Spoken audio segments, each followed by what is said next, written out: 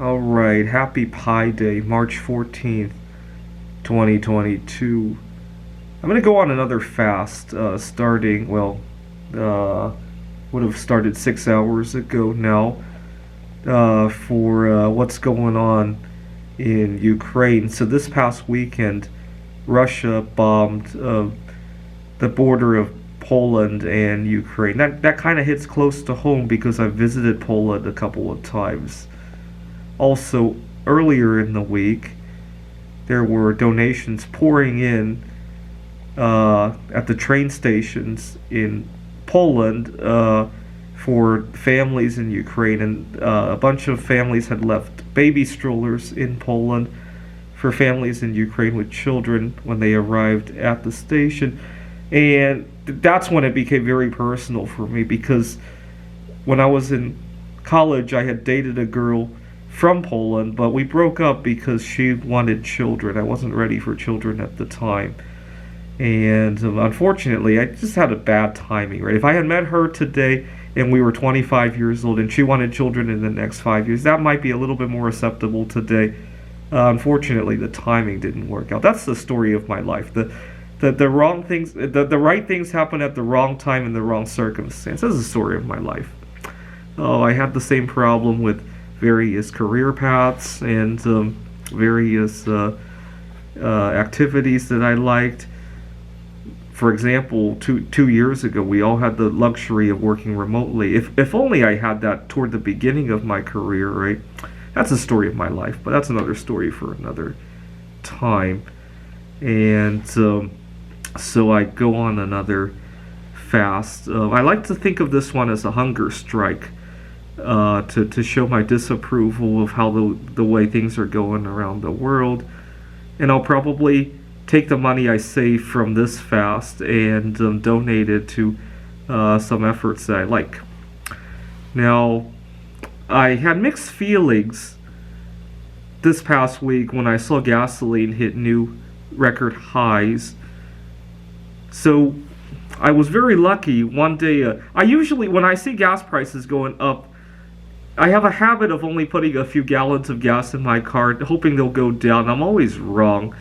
But about a week ago, I decided to fill up the tank because I wanted to focus on a bunch of other things in my life. I was writing a computer game. I was getting to know this girl at a board game club. I didn't want to. If I ended up doing something with her, having to interrupt our date in order to put gasoline in my car, I didn't want to be distracted while having. You get the idea, right? So that day I decided to fill up my tank, even though gas had already risen 30 cents the night before. And then sure enough, the next day when I woke up, gas jumped like $1. So that time the right thing happened at the right time. But usually that's not how my luck plays out. And so I've been rationing that tank of gas for the last 2 weeks. Now, when I saw gasoline at $6, I got a little bit excited because of a bad habit that I see a lot of people around me practice. I love to record my YouTube videos outdoors when I can, and good scenery. I can't do it right now because it's pouring, but I love it when I can record my videos outdoor. There's good scenery, but a lot of times, so depending on where I do this, at the city park, at a storefront, in front of a city skyline, beautiful scenery, and then all of a sudden some guy decides to jump in his car, start the engine, and just sit there for 5-10 minutes. Or sometimes it's a pickup truck and they're trying to show off to God knows who, right? They rev the engine up, right? And I thought when gasoline hit $6, that habit was going to go extinct, but I was sorely mistaken. So I got really excited. I went out to record a video of myself fasting, talking about investment opportunities. I think I was talking about how they might sanction gold prices so that Russia can't take advantage of their gold reserves. And I was excited about that. I was going to rob Russia of all their gold, right? And I was talking about this on my video, and then all of a sudden, brum, brum, brum, brum, brum, brum, and my heart just sinks. And I look at this guy and I can scarcely believe he could afford $6 a gallon gas. He must have some secret of activity of some sort, right? And my heart just sinks. And I'm thinking, I made eye contact with him, and I gave him the look of maybe you can afford it, but how about think about A, what you're funding, and B, maybe save some of this precious gas for somebody who actually needs to go out and do something productive. I kind of gave him some eye contact and kind of teleported that message to him. I so badly wanted to knock on his window to tell him all that. I mean, we're talking about it's a beautiful sunny day. It's 1 in the afternoon. I didn't feel unsafe talking to him, but at the same time, I didn't want somebody to see me in such a conflict, right? This is Bellevue. It's my backyard. You know, if I'm doing this and a friend of mine, a colleague of mine happens to see me talk about this to the pickup truck driver, I just didn't want the embarrassment of having to do that, right? It's not that I was afraid of confronting somebody, but at the same time, everybody is concerned about the Russia situation. Maybe I should have done that. Leave a comment if you feel it was my business to do that. I tend not to want to get involved in that, just because I have other things that I want to tend to, right? I don't want my mood to be spoiled. I want to go write some computer games later in the day. I want to do other things, right? Anyways, so I got a little bit excited about that. But there was another thing I got excited about when I saw $6 a gallon gasoline.